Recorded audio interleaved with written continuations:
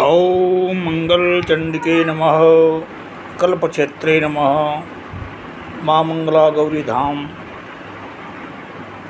दुर्ग विमित्रा मुख्य मार्ग पर विराजमान हैं, अतः आप भी अपने पारिवारिक शांति, सुहाग एवं संतान की प्राप्ति हेतु अवश्य ही माँ मंगला धाम दर्शन करने के लिए अवश्य ही आवे।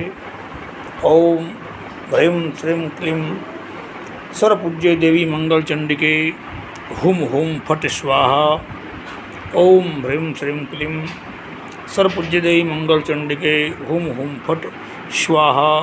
मंगलाधाम दमदा देवकर देवरी भरणी मध्य विराजमान है, अतः आप भी दर्शन के लिए अवश्य ही आवे।